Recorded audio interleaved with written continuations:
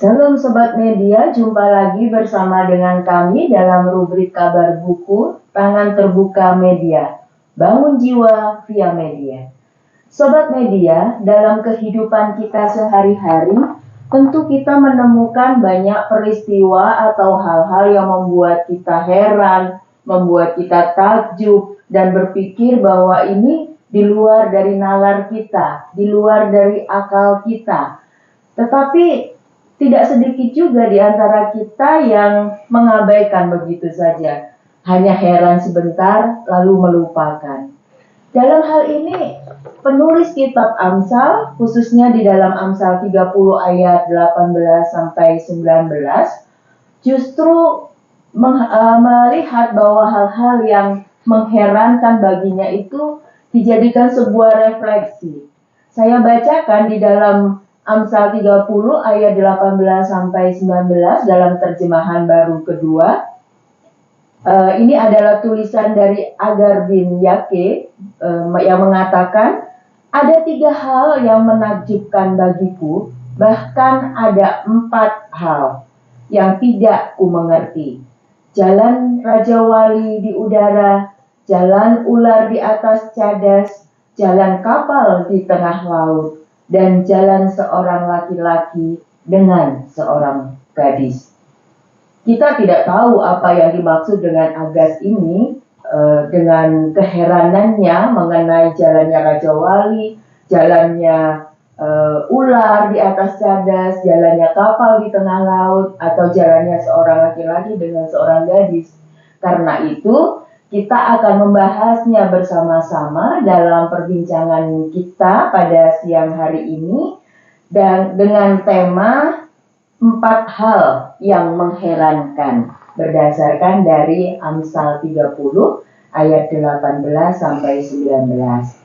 Dan seperti biasa, kita akan mengupas pembicaraan kita pada siang hari ini melalui buku Jujur Melangkah 307 renungan kitab Amsal kala pandemi sebagai dasar dari diskusi kita. Dan sudah hadir bersama-sama dengan kita Bapak Pendeta Yoel Indrasmoro. Beliau juga adalah seorang penulis dari buku Jujur Melangkah ini.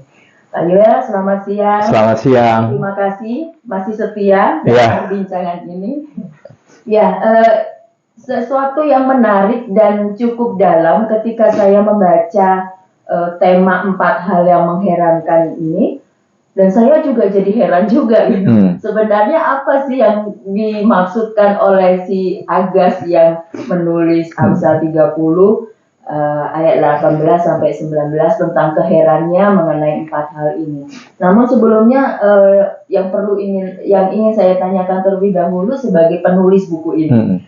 Ketika Bapak menuliskan, apa yang terbersit di dalam pikiran Pak Yoel tentang 4 hal yang mengherankan? Ya harus saya akui juga, saya juga nggak tahu apa yang dimaksud dengan Agur ya.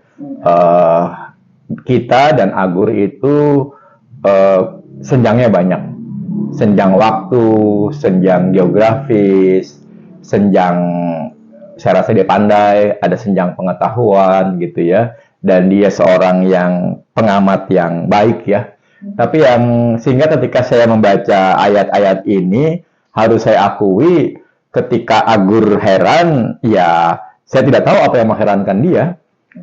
Tetapi melihat dia heran, akhirnya membuat saya juga heran gitu ya. Coba perhatikan bagaimana ya Raja Wali bisa terbang gitu. Itu kan sesuatu yang mengherankan. Lalu ular bisa tanpa kaki, bisa bisa berjalan di bawah dengan di cadas gitu ya, dengan cepat. Lalu ada kapal yang bisa jalan di tengah laut. Padahal kita tahu jarum aja ditaruh di laut tenggelam gitu kan, jarum yang kecil, yang ringan itu tenggelam. Sedangkan kapal ya nantinya tentu kita belajar pakai hukum Archimedes ya. Kapal selam dan segala macam. Dan akhirnya Agur jujur, dia juga heran ya menyaksikan laki-laki dan perempuan. Tetapi mungkin Agur tidak mengajak kita untuk belajar heran kali ya. Belajar heran berarti belajar untuk, oh ada sesuatu yang memang di luar nalar kita, bukan berarti itu sesuatu yang rendah, bahkan kita bisa mengatakan itu sesuatu yang tinggi. Kalau istilahnya pemazmur, tidak sanggup aku mencapainya begitu. Mungkin dan mungkin ini cara Agur untuk mengajak kita untuk belajar heran. Karena kadang-kadang segala sesuatu jalan seperti biasa dan kita tidak punya kesempatan untuk merasa heran, untuk merasa takjub. Dan akhirnya ya bagaimana caranya agar kita hidup dalam ketakjuban itu. Iya. Mungkin kalau saya bayangkan misalnya seperti anak-anak gitu ya, yang penuh dengan tanda tanya di dalam kepalanya, mengapa begini, mengapa begitu. Nah, justru keheranan-keheranan mereka itu yang membangun keingintahuan, lalu berusaha mencari jawaban. Iya, dan dengan itulah ilmu pengetahuan berkembang ya.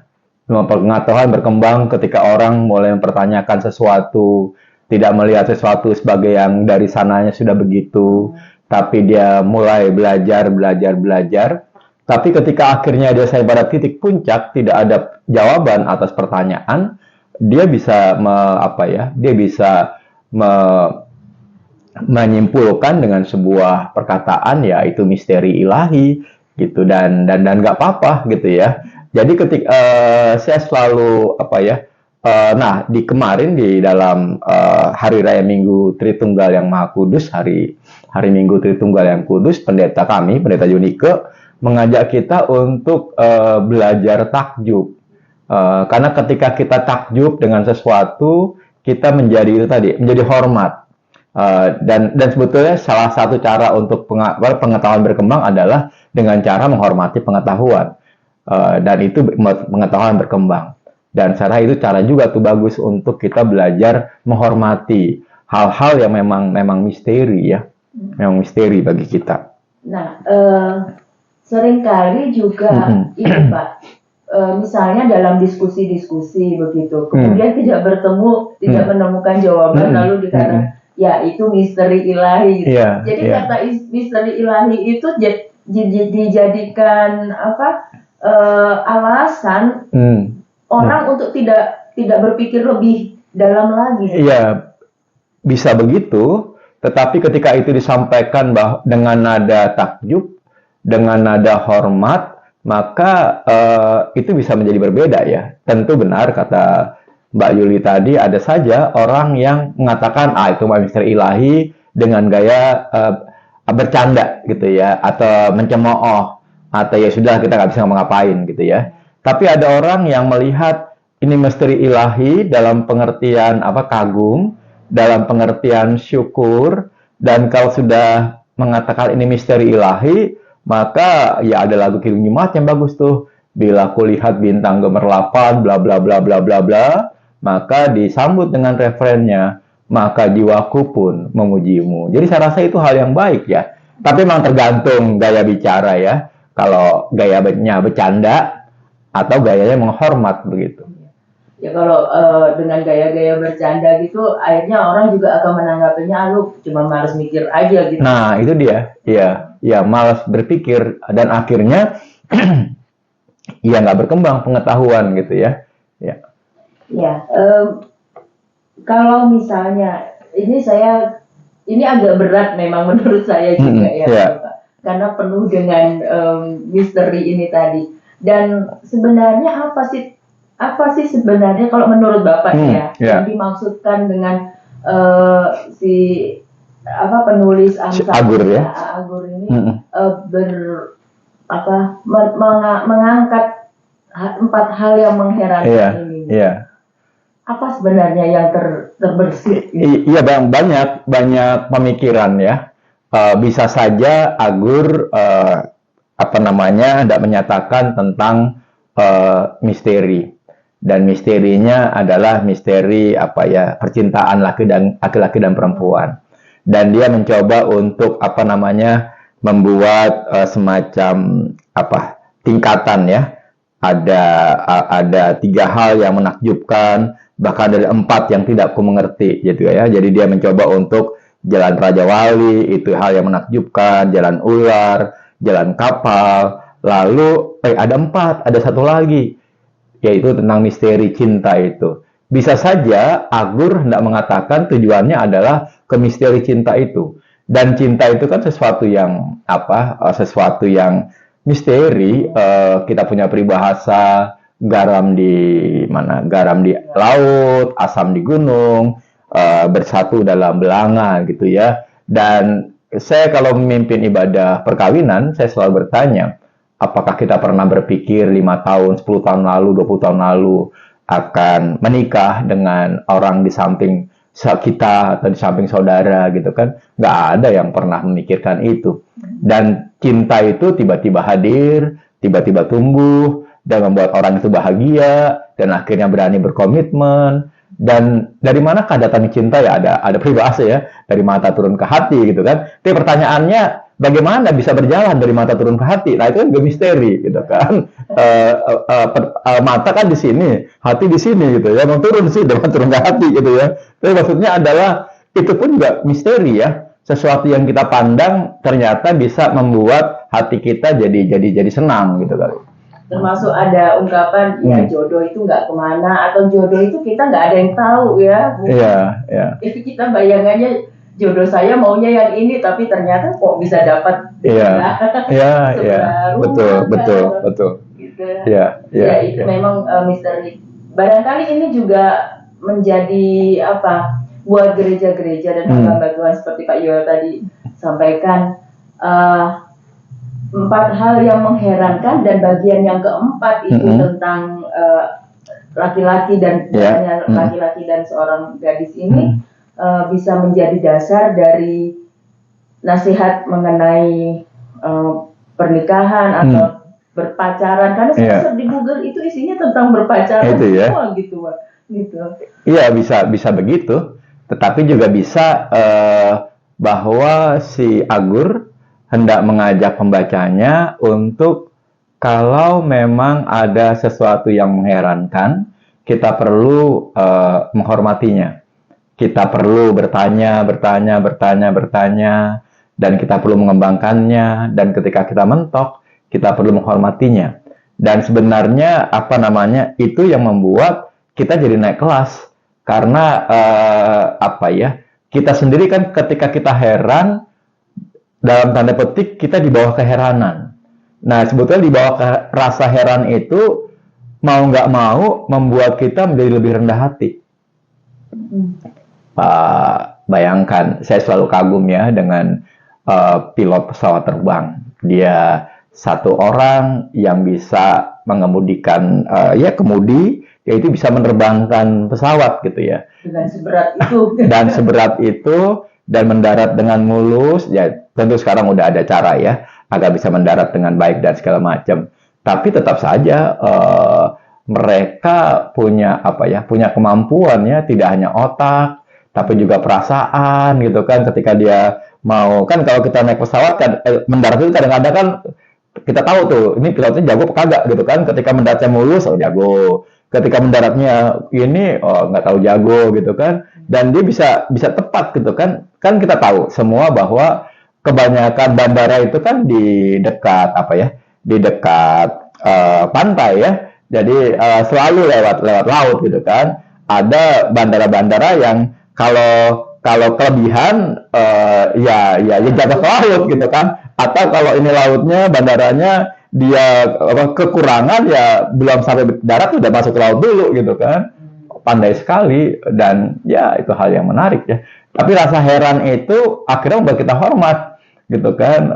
Sejauh mana kita berdoa buat sang pilot kan, ketika dia mengerjakan tugasnya padahal dia membawa penumpang begitu banyak. Jadi menghormati pengetahuan tentang bagaimana menerbangkan pesawat, misalnya menghormati si pilot itu secara pribadi juga, keahliannya juga kita menghormatinya, gitu ya. Jadi keheranan kita itu terhadap segala sesuatu bisa mengajar kita untuk lebih menghormati, menghargai yang ada di hadapan kita. Dan kita akhirnya menghargai orang-orang yang mungkin bukan kadang kita agak melupakannya ya. Jadi ada orang-orang yang apa? Yang diberi kemampuan Tuhan untuk mengerjakan hal-hal yang memang tidak kita mengerti gitu ya. Misal lampu ini saja gitu kan. Ketika orang membuat bola lampu, ya kita sih mikir langsung Thomas Alva Edison ya. Tapi pada masa itu banyak sekali yang berlomba-lomba bikin bola lampu, dan orang bisa bikin bola lampu itu kan sesuatu. Dulu disket kita itu piringan ya, disket piringan. Lalu sekarang kita punya flash disk yang dalam satu yang kecil gini bisa 132 GB gitu kan. Bahkan HP kita yang kecil itu bisa mainnya tera. Itu nggak ya kadang-kadang nggak masuk akal saya. Tapi ya bersyukurlah ada orang-orang yang terus mendalami, menelusuri pengetahuan itu, dan ujung-ujungnya adalah, ini kata guru saya, pengetahuan membuat kita semakin rendah hati. Semestinya begitu. Dan mungkin juga apa yang lebih sederhana ya, banyak saudara-saudara kita yang berkebutuhan khusus atau memiliki keterbatasan secara fisik, tapi mereka bisa melakukan hal-hal yang luar biasa yang kita secara normal saja mungkin tidak bisa melakukannya. Itu kesaksian dari John Haggai ya, pendiri Haggai Institute gitu ya. Beliau hanya punya satu anak difabel, dan kalau bertemu dengan orang atau kadang-kadang anak mereka membawa anak mereka dan mereka melihat anak mereka punya kemampuan menilai apakah orang ini bisa dipercaya apa tidak begitu ya. Jadi dan akhirnya Pak John Haggai membuat satu buku tentang anaknya. Dan benar makanya sekarang kan kita tidak lagi pakai istilah disabilitas gitu ya. Seharusnya kita pakai difabel, dan sudah masuk KBBI, artinya different ability, punya kemampuan yang berbeda, dan seharusnya itu yang membuat kita lebih menghargai orang lain. Dan ketika kita menghargai orang lain, mau nggak mau kita jadi bersyukur tentang diri kita begitu ya. Artinya ya ini pembahasan ini lebih memperdalam kita. Tadinya awal-awal apa sih yang dimaksud dengan 4 hal yang mengherankan ini. Nah kemudian ini Pak, kalau misalnya ini dihubungkan dengan kehidupan sehari-hari gitu ya, tentang hal-hal yang mengherankan ini dengan kehidupan kita gitu, barangkali pertanyaan sederhana saja gitu. Kita nggak pernah tahu gitu tentang misteri ilahi. Kenapa kok si A dulu tuh nggak pernah sekolah, nggak sekolah tinggi, tapi kok bisa sampai seberhasil itu gitu. Atau si B yang kita anggap tadinya sudah luar biasa, kok bisa sampai seperti ini. Gitu. Apakah bisa berhubungan kata misteri itu tadi? Bisa saja kita kaitkan ya, meskipun juga pasti ada banyak jawabannya. Bahwa dia bekerja keras sehingga menjadi somebody seseorang. Atau ada orang yang punya talenta banyak, tapi karena kebanyakan dia jadi bingung mau mengembangkan yang mana, akhirnya nggak ada yang kembangkan, dan akhirnya bangkrut gitu kan. Tetapi ya sebetulnya di balik keheranan kita itu tentu ada misteri ilahi, tapi kan Allah tidak bekerja sendirian tuh, bahwa Allah bekerja di dalam manusia, dan mungkin yang menjadi penting adalah bagaimana manusia sejalan dengan kehendak Allah itu sendiri. Jadi kalau emang ini misteri ilahi, lalu pertanyaannya apa yang harus kita lakukan gitu kan? Apa yang harus kita lakukan? Barangkali itu bisa lebih sedikit terjawab ya dengan kita melihat mengapa saya atau si A, si B, teman-teman kita itu bisa berubah, dan itu sebenarnya kita heran kok bisa berubah ya, tapi sebenarnya ada jawabannya. Gitu. Dan bisa saja dan pastilah Allah turut campur dalam perubahan itu. Kan kadang-kadang ada istilahnya enlightenment ya, ketika seseorang berkata aha gitu kan, atau seorang tiba-tiba saya harus belajar gitu kan, tiba-tiba saya harus melakukan sesuatu, dan memang itu sesuatu. Tapi pertanyaannya adalah apakah Allah tidak turut campur dalam sesuatu itu. Dan menurut saya ketakjuban, keheranan kita akan bagaimana Allah tidak menyerah lah. Kalau orang itu awalnya kagak pernah belajar gitu kan, tiba-tiba dia jadi belajar, ya Allah juga tidak menyerah, membuat orang itu berubah menjadi semakin baik, mungkin begitu. Ya, ini menakjubkan, Iya. menakjubkan buat kita gitu bahwa sebenarnya dalam setiap perubahan atau dalam setiap peristiwa yang membuat kita heran, takjub itu juga Allah ikut terlibat di dalamnya gitu, membuat perubahan-perubahan. Nah, kembali lagi kepada misteri ilahi tadi ya. Ini barangkali yang terakhir tapi juga menjadi kesimpulan akhir. Kalau misalnya apa ke depan misalnya yang dilakukan oleh Tangan Terbuka Media, kalau semua kan kita belum tahu nih apa yang akan terjadi, atau ada hal-hal yang memang mengherankan kita lalu kita memang menyerahkan ini sebagai misteri ilahi, misteri Allah, apa yang bisa dilakukan oleh Tangan Terbuka Media? Iya, kalau emang itu misteri ilahi, maka yang perlu kita tanya adalah apa yang harus kita lakukan, gitu ya. Pertanyaannya adalah apakah kita juga mau terlibat dalam misteri ilahi itu. Misalnya Tangan Terbuka Media beberapa kali membuat penggalangan dana. Penggalangan dana bagi saya sesuatu yang misteri, karena ya kalau kita jualan hanya jualan, maka yang terjadi adalah jual beli. Dan itu hal yang biasa, orang butuh, orang beli. Tetapi yang namanya penggalangan dana, ada orang yang mau berbagi, ada orang yang mau berdoa untuk karya Allah, itu sesuatu tuh.